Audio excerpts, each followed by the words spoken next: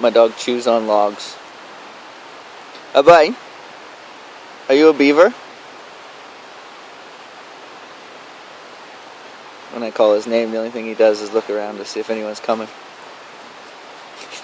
He's doing his job. Sharpening his skills. And on the lookout to protect us. Right, bud? The last few days have been a challenge. But that's the same as the last 21 years of my life, so it's like kind of like saying nothing. But it's been all the way a challenge. I just want things to fall into place, and I guess they have, and just gotta get up, and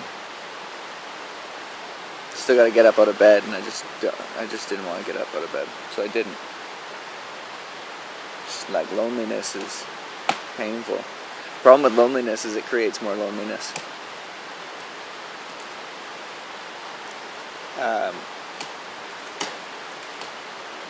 As it seems, you know, I gotta walk up. If I want to have, for example, a woman in my life, I gotta walk up to her and I gotta say hi. But if I'm lonely, that ain't gonna happen. The day that a woman comes up to a lonely man, it's possible. And I've heard there's flying fish too, and there's birds that swim.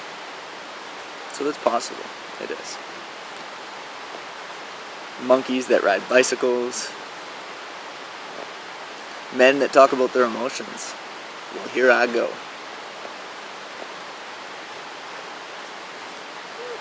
Crying so hard over and over and over again. Makes my ears wet. I was saying that to a couple.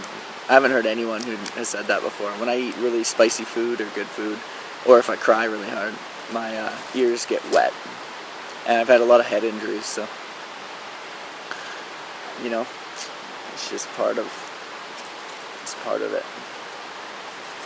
I was able to pull myself out of the funk. It got really bad.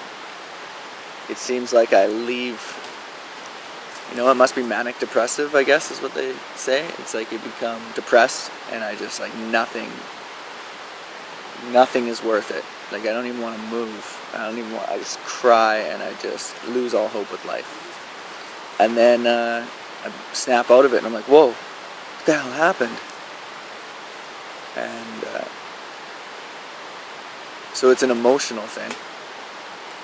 And I probably that last time went in it, I don't know, for 2 days, 3 days. But on the positive though, I'm tailoring my addictions. And I'm making huge leaps and bounds with my addictions, or lack thereof, balancing my life. And maybe this is just how you do it. You know, it's just complete misery because the things that the addictions used to give you, the pleasure. I even feel like, okay, so you get pleasure from addictions.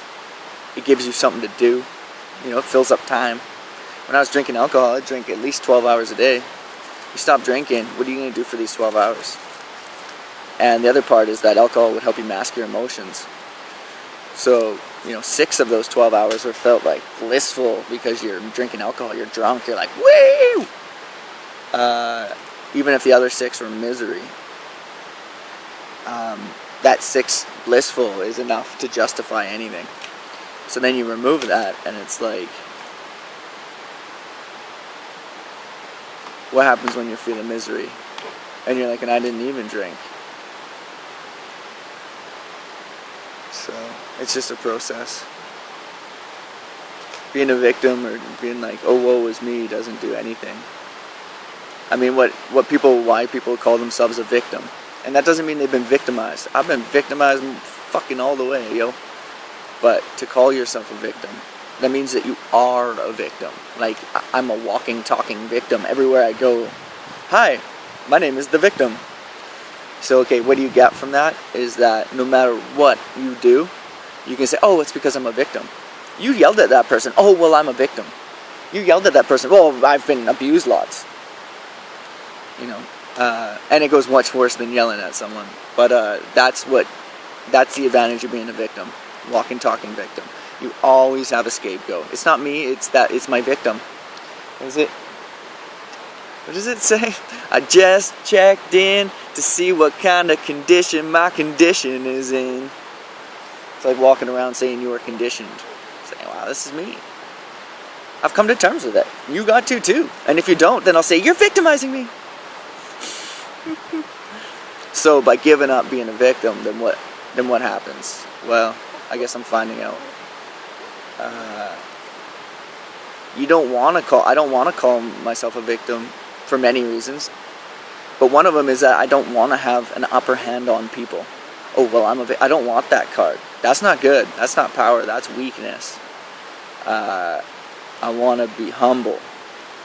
And then the reality, what I've seen is, when the time is right, people will ask me. They'll be like, Daryl, what'd you go through?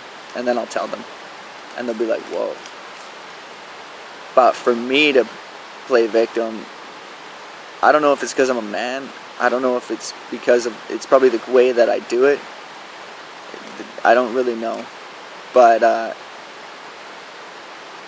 I went to Canadian Nationals for poetry, and there was 32 poets there in total, and there was a lot of victim mentalities, and using these group mentalities to justify their being a victim. I'm a this and a that. I'm an LGBT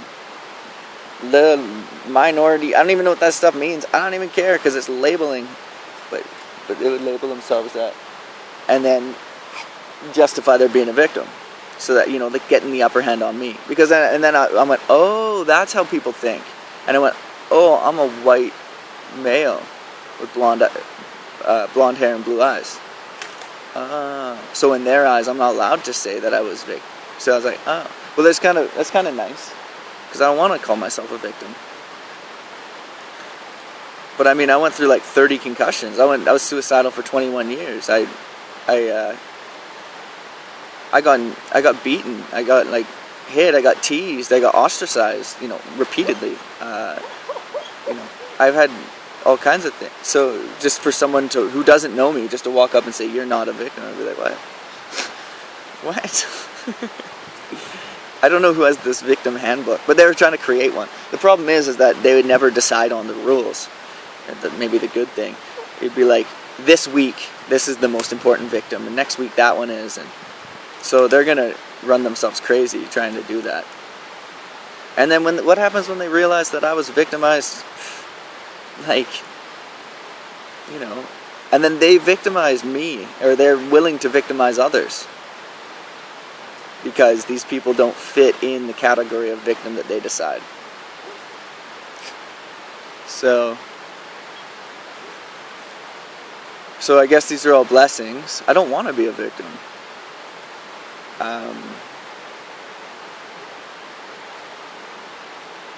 And I don't want to be addicted to things. And I don't want to be sad anymore. I don't want to cry no more. I don't want to cry. I don't want to cry no more.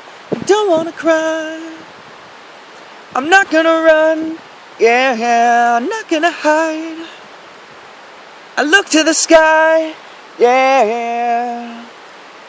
Is there anybody out there could really use a hand tonight? I wanna shed the light, yeah.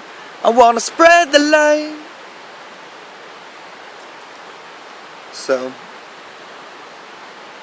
I just want my bills paid. I just want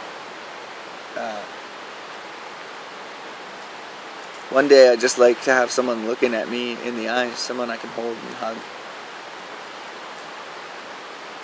But being lonely doesn't help you stop loneliness. It just makes it perpetuate. It's been going on for a long time. I know a lot of people are lonely. I think all people are. Like, if people aren't focusing on real love, the difference, I guess, in my situation is like some of you, or a lot of you that are doing the work, I mean, I have my dog, so it's like, you can't even say I'm alone. But I've been really, like, alone for a long time. You know, like, I gave up sexual encounters and, even, like, pornography and, just all that.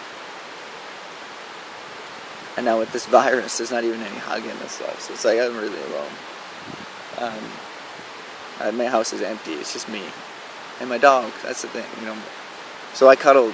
You should see how good of a cuddler my dog is. I lay on my bed and I go like this, come here. And I slap on my chest and he goes, and he falls right in, so his head is right here. And he sleeps with his head on my shoulder. And we go to bed like that and I cuddle like this. Hey, Nana. Come here. Come on. Look at the camera. He's like, what's a camera? What's a camera? I'm trying to look at you. Yeah, so you know something. Hey, boy. What are you doing? Black German Shepherd. Yeah, so there's my little rant on how I'm feeling and being a victim. Peace out. Keep well. Keep safe.